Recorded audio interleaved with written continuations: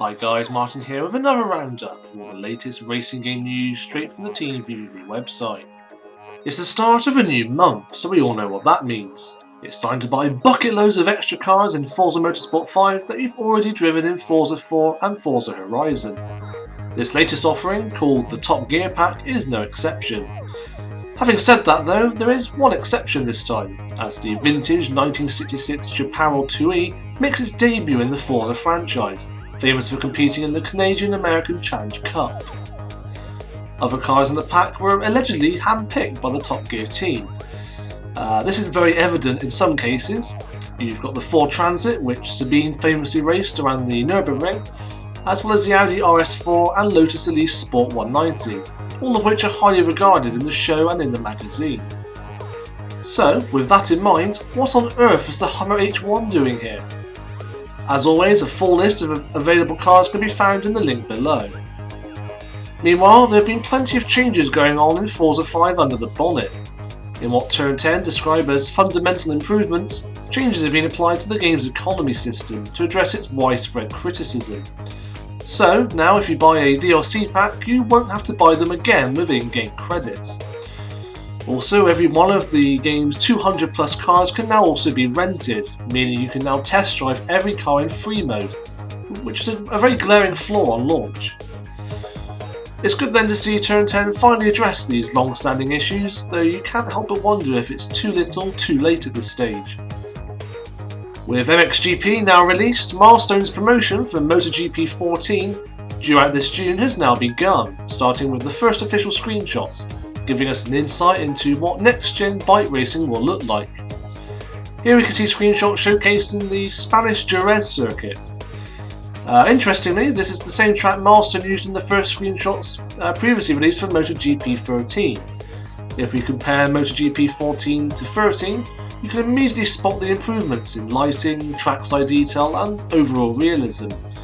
But the real test will be how it looks in motion, which we'll no doubt see soon with the inevitable gameplay trailer that's sure to crop up sooner or later. Of course, the next gen racer that's been at the centre of attention lately is Drive Club, but not for good reasons.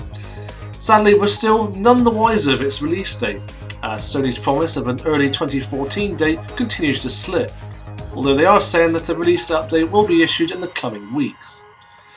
Now, last week we reported on the game director leaving the project, which led to many assuming the game was going through some sort of development hell. It turns out, however, that Sony's declaration that his departure was completely unrelated to the delay, and of course recent layoffs, was actually true.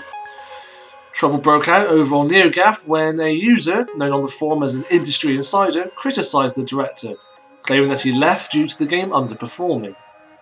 In response to this, he posted directly on the forum to clarify the situation, citing personal reasons and a desire to be closer to his family as his reason for leaving, which you can completely understand.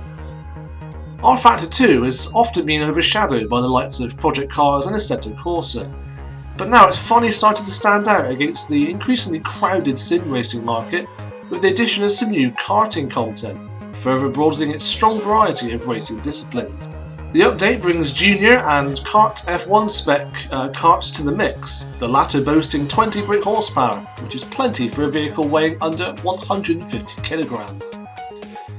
Turns out karting content was planned for rFactor 2 from the outset though, as karts were featured in some of the very first screenshots released for rFactor 2 some time ago. After having next to nothing, we now have two kart sim races to fill the void, as this announcement comes not long after we heard that Kart Sim was coming along.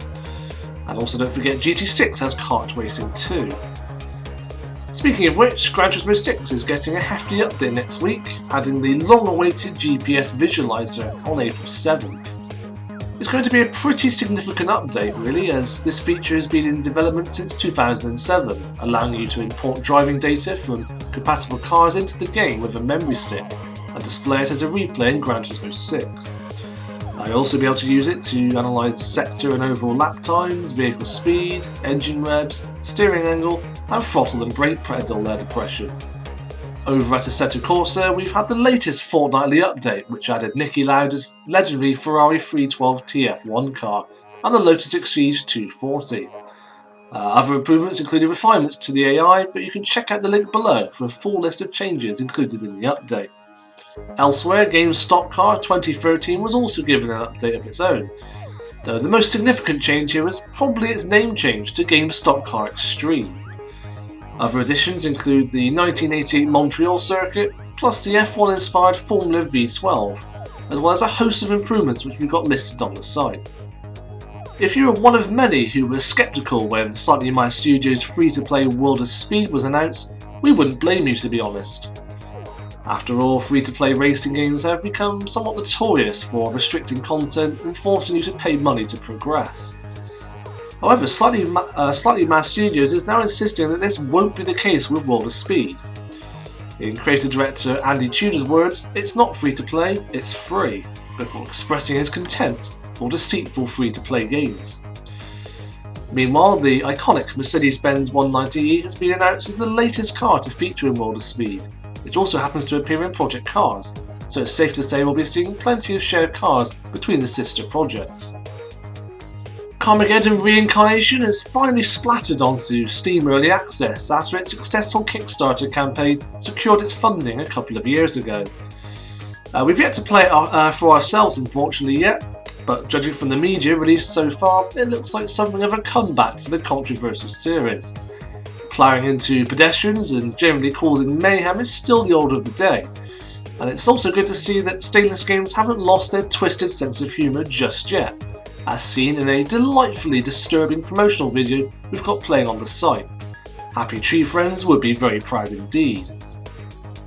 But we end with Jet Car Stunts, a game where you basically die over and over again.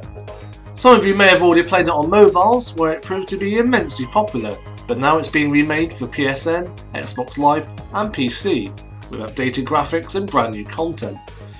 It's very simple. You control a jet car and attempt to successfully drive over a series of platforms, performing gravity-defying stunts, jumps and corkscrews while trying not to plummet to certain death.